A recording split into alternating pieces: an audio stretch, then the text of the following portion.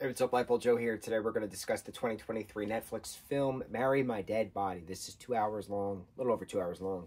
This was in a slew of different film festivals, and then Netflix picked it up to air it internationally. So this is a Taiwanese film, films in Taiwan, takes place in Taiwan. Pei, Taiwan? Is that the main city capital of Taiwan? They speak Mandarin in Taiwan. And so this, I'm not familiar with Taiwanese culture, so it was interesting to see different aspects, but it feels familiar because I've seen a lot of different Korean films. I've seen a lot of different Japanese films. I've seen a lot of different Chinese films in regards to, I've been on a cultural whirlwind adventure recently, as of late, within the last couple of reviews. But I've always been a fan of seeing films from cultures I'm not all too familiar with, learning things, right? So it was neat seeing this and getting a sense of familiarity, because a lot of South Asian cultures, well, Eastern Asia, there we go. A lot of Eastern Asian cultures have the same kind of like food, sitting down together rituals, have a lot of the same, like take the shoes off before going in the house kind of things. Like a lot of that stuff is like the same. So it was neat seeing the familiarity between the different cultures coming into this film, because I didn't feel like I had to learn a lot to understand like the setting, because I was familiar with it. So it was a neat change, because I had a comfortability with it because of the familiarity of it. Does that make sense? Immersion. The more you immerse yourself into something you were not originally familiar with, the more natural it becomes to you. So I like that familiarity going in. Now, this film is a horror comedy film, and there is so much drama to this film that I did not expect to cry my eyes out at the end. Tears actually coming down my face. I don't know if you could still see it, but I didn't wipe my face at all prior to pressing play, because I needed to immediately talk about this as soon as it ended. I probably still have tear streaks down my cheeks. This hit close to home on a level I didn't expect, and I don't know how to explain it. You have this main character, Wu, who is a police officer, slightly homophobic, doesn't really think that much about it, slightly sexist, doesn't really think that much about it, and he likes this female cop that he works with, who's, going to be his partner, and they're solving this crime thing or whatever. But he flirts with the councilman's son and like pins him down in the gym locker room, like to prove that he has, actual drugs in his backpack, and then like he's demoted and like stuff happens, right? But then while this is happening and he's collecting evidence now from another drug chase, he's picking up different stuff off the ground, and he picks up this red envelope. And red envelopes are a big thing in Eastern Asian culture, especially within regards to good luck. And especially Lunar New Year, which just happened yesterday. Happy Lunar New Year, Year of the Dragon, everybody. So it was a nice celebration of that as well, coming into then Mandarin throughout this film. So it was a neat come to home kind of a bit. And in the envelope, it was a wedding envelope of like hair clipping, nail clipping, and like a picture of Mao, who is a deceased male whose grandmother happened to put this wedding envelope together, and whoever finds it is therefore fated to marry her grandson, who is deceased, and ghost wedding. And ghost weddings are good luck. And there's like, it's a thing. Like, it's a thing. So it was neat seeing this thing, because I'm not familiar with this particular aspect of this particular region of the world. So it was a neat learning experience, going through a whole ghost marriage ceremony, and Mao's dad is not, comfortable with this at all, and like disapproves of this completely. Had problems with, when his son first came out, and accepting his son for who he is. And it's one of those, like, you don't choose how your child is, they are, kind of a thing. The child doesn't ask to be born into the world. You decide to have a child, and what you get's what you get, kind of a thing. So you have to love the child for who they are. So it was one of those like moments, and then the grandmother, you know, going with Mao to the equality rallies in Taiwan, just, you know, recently had passed the same-sex marriage into law. So it was a thing, and Mao really wanted to get married to this boy that turns out was cheating on him, and his dad found out and forbid the marriage. But Mao thought that he was forbidding the marriage to a boy, not forbidding the marriage to this particular boy. So then he was furious and storms out, and then as he's crying and, you know, making a draft story on his phone, he gets hit by a car, and that's how he dies. So then it's then a matter of who killed Mao, and it's how does Mao's death come into play with Wu? Why is Wu now forced to marry this gay guy when he's just the dumb straight guy? So like, how does this work? How is this going to work? How is this working in regards to any form of friendship, any form of living and non-living relationship?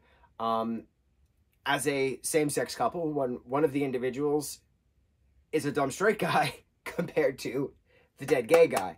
So it was a interesting aspect of the two of them talking about that for a lot of this. And a lot of this film was about humanity, finding your humanity. And it was a matter of breaking that stereotype, but it was also a matter of understanding that people are different than you. And how do you treat those who are being treated unfairly? How do you face your sexism? How do you face your homophobia? How do you face that internal hate that is causing you to do these certain things, to say these certain things? While this is happening, while the humanity aspect is happening, you're having this mob crime syndicate stuff going down, with the mob boss happened to kill Mao, and then that's how Wu got involved. And it was a matter of solving the death. It was a matter of taking down the crime boss. And then it was a matter of after Wu is, you know, shot and about to die, and then Mao's father visits him in the hospital, and they have a heart-to-heart, and he says, "Sir, if you could speak to your son one last time, because you didn't get a chance to say goodbye to him, what would you say?"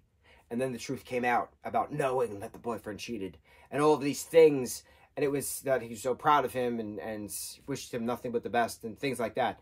And it was a matter of, then that was what gave Mao the courage to then not cross over, because they didn't use those terms. It's not a heaven and hell bit within regards to this particular part of the country, particular part of the world.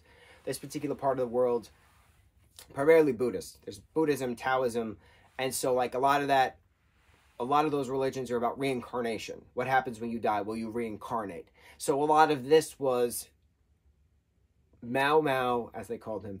Mao had to figure out a way to finish his unfinished business, which in this case happened to be the closing of the murder, the reconciliation with the father, things of that nature, learning to love and trust, platonically love and trust Wu, and then vice versa, that he can then reincarnate. We are so used to, in the Western world, saying, move on, cross over, right? Go to the other side. Wasn't that.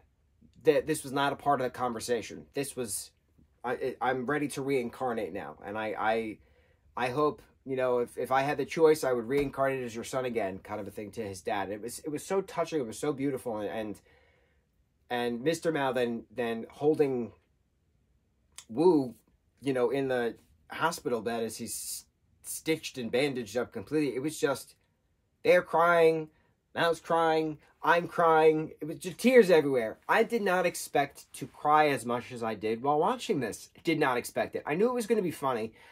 I knew it was going to be dark. I didn't think it would be a well-balanced horror comedy drama film. This was a horror dramedy. I don't know many horror dramedies. You have horror comedy films. You don't have many horror dramedy films, dramatic comedy films. You don't have many, a lot of rom-coms or dramedies. You don't really see a lot of horror dramedies. This was new to me. I am so blown away with how incredibly well done this was. It genuinely felt like I was watching 4 episodes of a TV series in 30-minute segments, if you will. Yeah, 4 episodes, 30 minutes each, 2-hour film. That's what it felt like. I thought it was appropriately paced. We get backstories. We get the female cop being the mole at the end, and it was there was so much that was happening throughout this film, but it didn't feel forced. It didn't feel overstimulated with plot. It felt appropriate. It felt logical. It felt, okay, this is the next step of the conversation. This is the next step of the plot point. This is the next step of the character development. And to have Wu's character development moving forward, keeping the dog at the end, Junior Mao, it was so well done. You don't see character development and root for the sexist homophobe that often. You don't see that. You don't see that. But the character development that character had throughout this 2-hour film was something I did not expect. Normally you see that kind of development in a 300-page novel. Not in a 2-hour film. I'm blown away with how well this was written, how well it was done. My only concern is the really intricate car chase in the very beginning was super CGI. But that's it. That is my one concern of the entirety of this. I liked how they made Mao float. I liked how just the conversations, man, the humanity conversations of that we not me moment. It was something I've been championing for quite some time now, and it was beautiful to see it. It was beautiful to see it in another Representation Matters film. It was beautiful to see it in a film in general. It was beautiful to see it in a film I'm not familiar with the setting. I don't think I've ever seen a film based in Taiwan, so it was neat to see Taiwan and the people. It was great to see something else that I was not 100% familiar with. Familiar with the general Eastern Asian aspect, culturally speaking, but not the specific country itself. So it was a neat thing for me to see in its entirety. I loved it. I don't know what else to say. I loved it. It was great. Marry My Dead Body, 2023. Film streaming on Netflix. Incredible. Keep the tissues handy and the pillow for you to hug because you're going to be crying. You're going to be crying. It's inevitable. Gorgeous horror comedy film. Drama, comedy, horror film.